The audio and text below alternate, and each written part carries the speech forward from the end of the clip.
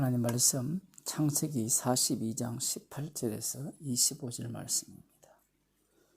3일 만에 요셉이 그들에게 이르되 나는 하나님을 경외하노니 너희는 이같이 하여 생명을 보존하라. 너희가 독실한 자이면 너희 형제 중 한 사람만 그 옥에 갇히게 하고 너희는 곡식을 가지고 가서 너희 집들의 주림을 구하고 너희 말지 아우를 내게로 데리고 오라. 그리하면 너희 말이 진실함이 되고 너희가 죽지 아니하리라. 그들이 그대로 하니라. 그들이 서로 말하되 우리가 아우의 일로 인하여 범죄하였도다. 그가 우리에게 애걸할 때에 그 마음의 괴로움을 보고도 듣지 아니하였으므로 이 괴로움이 우리에게 임하도다. 르우벤이 그들에게 대답하여 가로되 내가 너희들어 그 아이에게 득죄하지 말라고 하지 아니하였느냐. 그래도 너희가 듣지 아니하였느니라. 그러므로 그의 핏값을 내게 되었도다 하니 피차간에 통면을 세웠으므로 그들은 요셉이 그 말을 알아들을 줄을 알지 못하였더라. 요셉이 그들을 떠나가서 울고 다시 돌아와서 그들과 말하다가 그들 중에서 시몬을 취하여 그들의 목전에서 결박하고 명하여 곡물을 그 그릇에 채우게 하고 각인의 돈은 그 자루에 도로 넣게 하고 또 길 양식을 그들에게 주게 하니 그대로 행하였더라. 아멘. 어제 우리들이 본 그 본문 3일 동안 감옥에 이렇게 가두기 전에 이 요셉의 모습과 오늘 3일 후에 이 요셉의 모습이 너무나 다릅니다. 거의 정반대의 모습을 보인다고 볼 수 있어요. 3일 동안 무슨 일이 일어났는지 우리들은 알 수 없지만 요셉은 자신의 어떤 꿈 그리고 자신의 어떤 개인적인 보복이라 할까요? 그리고 이 베냐민 그 막내에 대한 그 생각 거기에 집착했다면 오늘 본문에서는 이 요셉이 완전히 언약 속으로 달려가는 그 언약 속에서 지금 말하는 그런 요셉으로 바뀌어 버렸습니다. 그래서 요셉이 형들에게 이런 말을 하죠. 18절에 보면 나는 하나님을 경외하노니 너희는 이같이 하여 생명을 보존하라. 요셉이 자신이 하나님을 경외한다라고 하면서 내가 시키는 대로 해서 생명을 보존하라 이렇게 말을 했어요. 그러면 이 형들이 언약을 안다면 약속을 안다면 알아들어야 될 건데 못 알아듣는 겁니다. 왜냐하면 자신들의 앞에 있는 사람이 너무나 높은 위치에 있고 그 사람 한마디면 자기들이 죽을 줄 모르기 때문에 그래요. 요셉은 계속해서 이렇게 말합니다. 너희가 독실한 자이면 너희 형제 중 한 사람만 그 옥에 갇히게 하고 너희는 곡식을 가지고 가서 너희 집들의 주림을 구하고 너희 말지 아우를 진실 내게로 데리고 오라.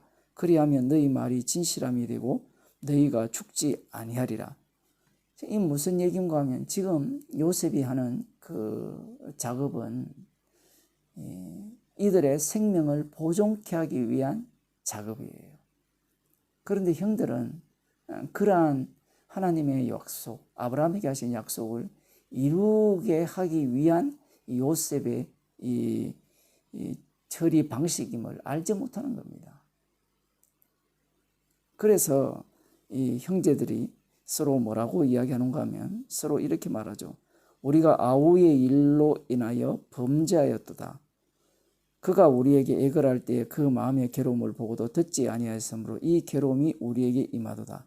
그러자 르우벤이 큰 소리 치죠. 화를 내면서 내가 너희들어 그 아이에게 득죄하지 말라고 하지 아니하였느냐. 그래도 너희가 듣지 아니하였느니라. 그러므로 그의 핏값을 내게 되었도다. 자신들이 나쁜 짓을 했고 이 요셉에게 악한 짓을 했기 때문에 거기에 대한 그 핏값을 받는다. 인과응보사상을 지금 이 형들은 보이고 있다라는 사실입니다. 이러한 모습을 보고 요셉은 가서 울고 다시 돌아왔다 이렇게 말하죠. 왜 울었는지 성경에서는 말씀하지 않아요. 그러나 이 본문의 흐름상 짐작해 보면 형들이 안타까운 겁니다. 무엇이 안타까우냐? 언약을, 약속을 생각하지 못하고 그들은 자신들이 한 일에 대해서 지금 자책하고 있고 요셉에게 죄를 범했기 때문에 그에 대한 벌을 받는다. 그렇게 생각하고 있는 거예요. 나중에 요셉이 처리하는 것을 보게 되면 곡물을 그 그릇에 채우게 하고 각인의 돈은 그 자루에, 그러니까 그 형제들의 돈은 자루에 덜어놓고 돌아갈 동안에 먹을 이 길 양식까지도 다 예비해 줍니다. 이건 자비의 이야기가 아니에요.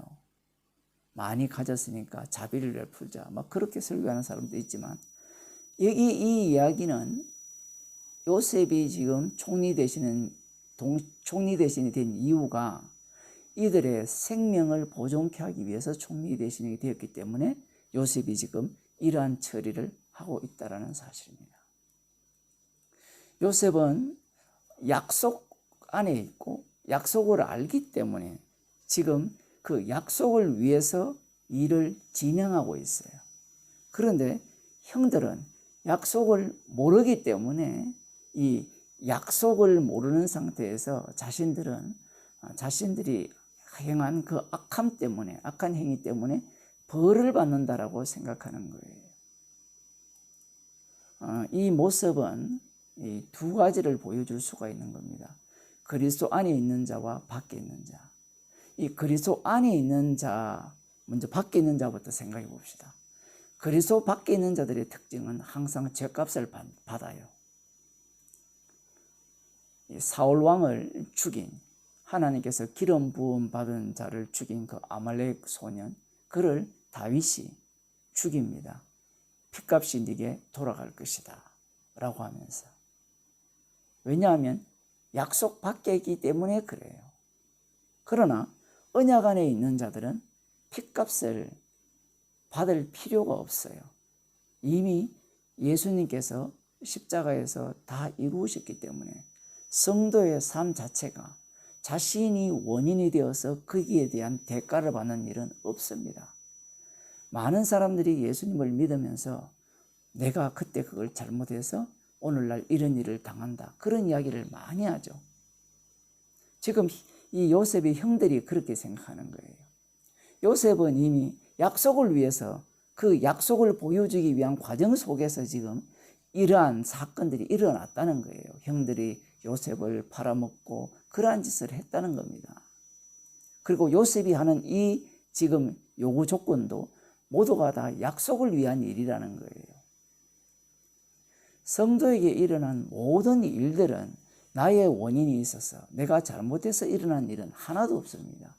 이미 십자가에서 다 이루셨음을 증거하기 위해서 우리의 삶 속에서 사건들을 하나씩 일으키는 거예요. 역순으로 들어가면 이런 겁니다.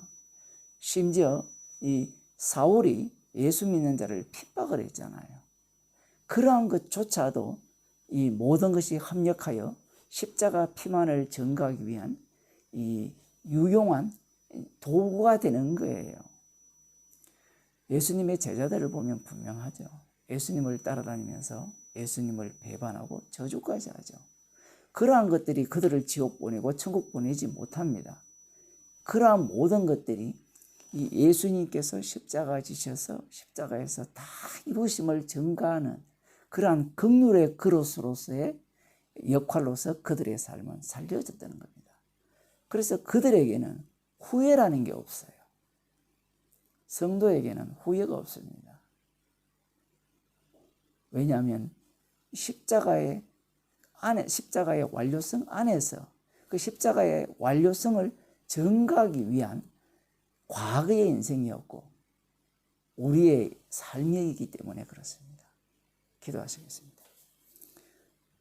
하나님 아버지, 그리스도 안에 있기에 후회할 일도 없고 감사해야 할 일만 넘친다는 것을 저희들에게 알려주시고 십자가에 다 이루신만을 증거하기 위해서 우리들에게 수많은 일들을 일으킨다는 것을 알게 하심을 감사드립니다. 주께서 닥치게 하는 그 사건 속에서 십자가에서 다 이루신 그 주님의 피 공로만을 자랑하는 주의 백성이 되게 하옵소서. 예수님 이름으로 기도드리옵나이다. 아멘.